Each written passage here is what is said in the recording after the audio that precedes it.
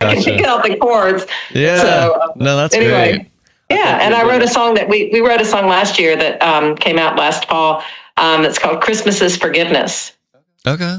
And it's kind of a nice double entendre, right? Because it's like we think Christmas is forgiving, Christmas is for grace, Christmas is for packages, all tied up with lace, right? We're thinking it's forgiving, but that it's also about forgiveness. Yes. And so it's got that message. I like that. Yeah. I had a buddy that kind of spun the word to me that one time of like, yeah, what is forgiveness? Well, we're all forgiving.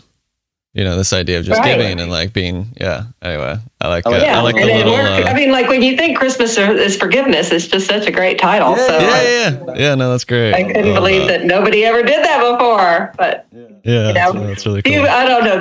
You said tangents are good. Do you know that Bob Dylan quote about, has a quote and he says, the song was there before I came along. I just had the pencil and wrote it down. Yeah.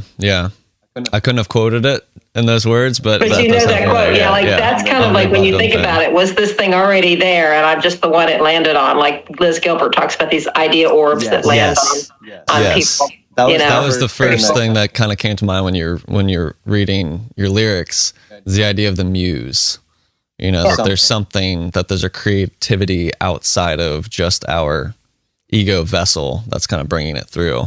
I almost feel silly even saying like I wrote a song or something like that. I mean, it sounds kind of silly to say that I changed. No, I know what you mean. Too, but like it kind of feels it goes the other way around. People are like, well, like I've done some healing stuff over the years, and here and there, nothing big, but.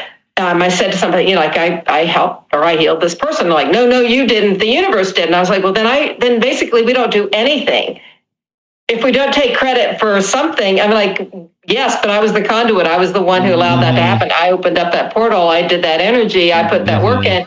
Where is that line between, do I take credit for this idea that I did the work to put it together, or do I not? And you have to have a certain humility knowing that, you were chosen for a reason to deliver that message. But it's kind of a trapping of language. I feel like that's more of a limitation of the words we use, more so than like really meaning one way or the other. I think we can like hold intellectual space for that. We are all a part of one mysterious moving that is like, I'm not really choosing for my cells to do the work that they're doing, or even for my lungs to be inhaling and exhaling. It's a kind of automatic process.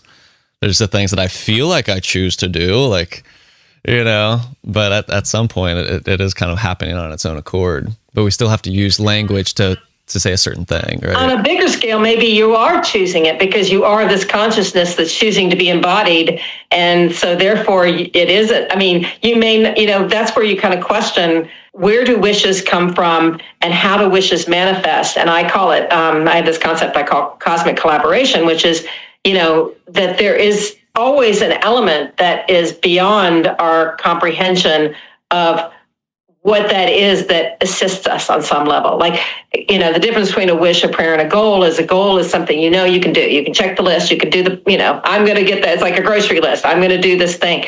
But a wish always has some element, like a prayer is like, you have no control. You're delivering it to some other power, right? Like, I can't do anything more here. I'm praying for help because I can't do it on my own. And a wish is somewhere in that in between, but there is some element. And that's the thing I think is so much fun about it, and that I've had the most fun with, is the fact that, no matter what your belief system is, like you can be super religious and get that, or you can be super skeptical but sort of have the idea that there's a scientific explanation from that gets into quantum physics or non-locality or all of those really trippy things, right? Sure. Is that what's causing it? Is that the assistance that we're getting outside of ourselves?